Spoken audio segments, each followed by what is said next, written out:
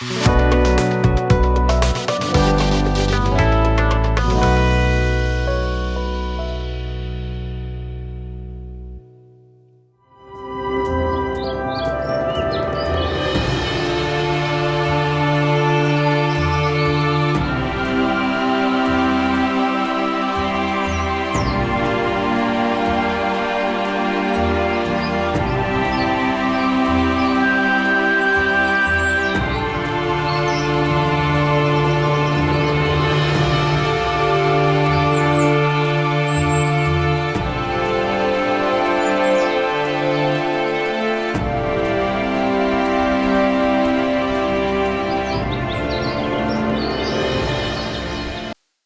जीशु ख्रीष्ट अति बहुमूल्य नाम संपर्क इंडिया द्वारा प्रस्तुत कार्यक्रम नुआ सकाल आशार आज अध्याय मुझे स्वागत जनाए।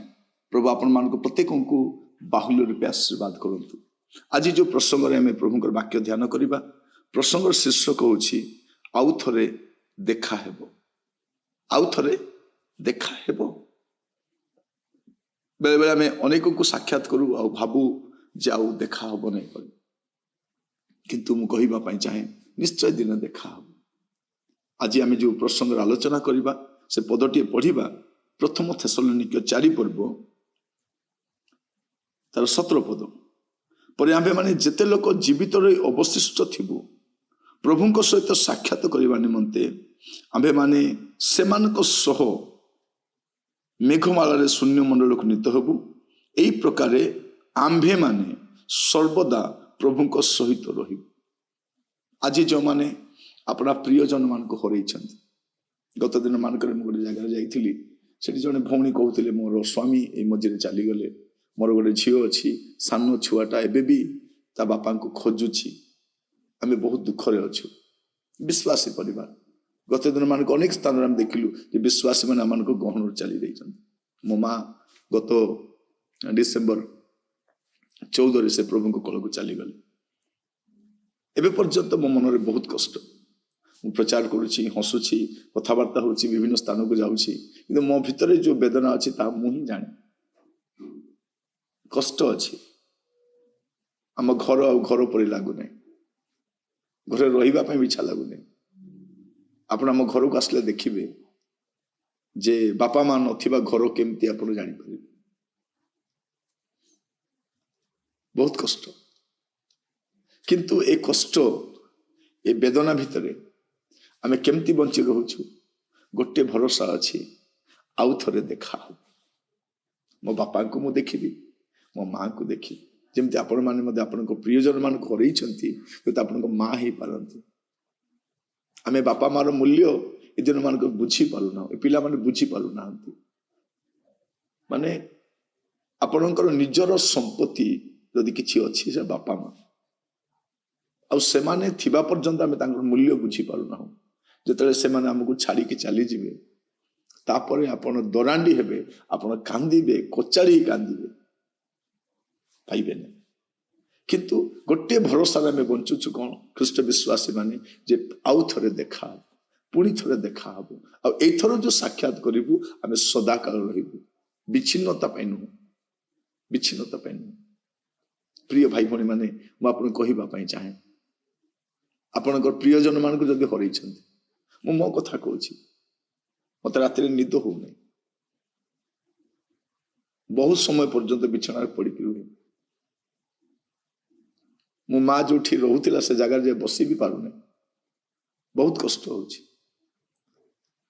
घर खाँ खाँ लगुच घर ताला पकई जा समय कष्ट लगुच ताला खोली घरे आसवा समय कष्ट हो। बेले बेले स्त्री सामने कांदीबार नहीं बोली कि मु बाथरूम में चली जाए छात ऊपर को चली जाए बालकनी को पलाए कष्ट हो। आपण को भी से प्रकार कष्ट हो आपण को प्रियजन मान घर कि मुझे कहवाई चाहे आउ थे देखा हेब। एटा होची वाक्यर बाइबल रो गौरवयुक्त प्रतिज्ञा।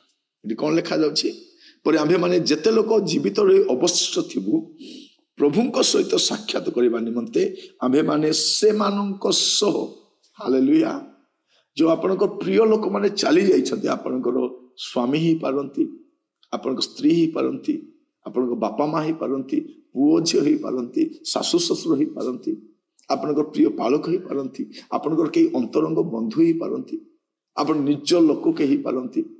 जदि प्रभु को ठारे थी कि मरी गोटे गौरवयुक्त प्रतिज्ञा कौन, आम्भे माने सेमानको सह से छाड़ी नुह सेमानको सह मेघमाला शून्य मंडल को नीत हेबु, मेघमाला शून्य मंडल को नीत हेबु। यही प्रकार आम्भे माने सर्वदा आम्भे माने सर्वदा प्रभु सहित रही। यही वाक्य द्वारा मुझे आपन को भरोसा देवाई चाहे, जो वाक्य द्वारा मुझे भरोसा पाई।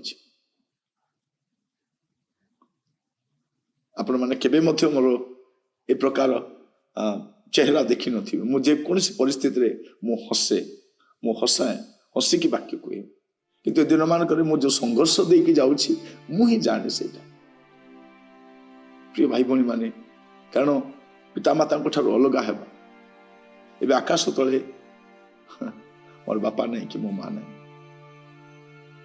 केवल प्रभु ही मोर सहाय अटंती। किंतु तुरी शब्द जितेबाला हेब, मेघमाला को जिते आम नीत हेबा, मृत माने उठिबे, आम्भे माने मध्य परिवर्तित हो मेघमाला को जीवा, आउ सेमानक सहित आमाने मेघमाला को नीत हेबा, आउ सेमानक सहित आमे सर्वदा मिलिमिशिकी आमे प्रभु स्तर रहिबा। यही वाक्य द्वारा मुझे सांत्वना देवाई चाहे। जदि आप परिवार, आप बंधुवर्ग, प्रियजन मध्य जदि दुखित अच्छा, भांगी पड़ी, आप वाक्य द्वारा सांत्वना देवे। मुझे वाक्य द्वारा निजक सांत्वना दी, मुझे वाक्य द्वारा सांत्वना पाई से वाक्य द्वारा मुझे सांत्वना दूसरी। प्रभु आपण सहित परमेश्वर हूँ, आउ थे देखा पुणी थे देखा आ निश्चय देखा। प्रार्थना करना। अनुग्रहकारी पिता परमेश्वर, मु आपन को दास भाव जो मैंने दुख रे कष्ट रे प्रभु विच्छेदर कष्ट को सहयोग न करि पारी, प्रभु जंत्रणा मध्य दे जाउछंती, मु सेमान पय प्रार्थना करूछि। प्रभु अपना प्रियजन को हरई कि प्रभु से माने जो कष्ट दे गति करूछंती, आपनकर वाक्य ही हमर सांत्वना अटे। प्रभु से पुणी देखा हबो, एकाठी रहिबु, सर्वदा रहिबु, शून्य मंडल रहिबु, पुणी आपनकर राज्य रे भी रहिबु। प्रभु ए भरोसा आपण आमान को देइथिबारु मु धन्यवाद दिए। प्रभु जो माने अति कष्ट रे प्रभु वेदनार रहिचंती, वो प्रार्थना करे आपण सेमान को सांत्वना प्रदान करत, आपण दया करत। प्रार्थना सुनिथिबार धन्यवाद, यीशु को प्रिय नाम रे मांगिली, आमेन आमेन। प्रभु आपण को प्रत्येक को बाहुल्य रूप आशीर्वाद करंतु, आउ ए वाक्य द्वारा आपण अन्य मान को सांत्वना दियंतु।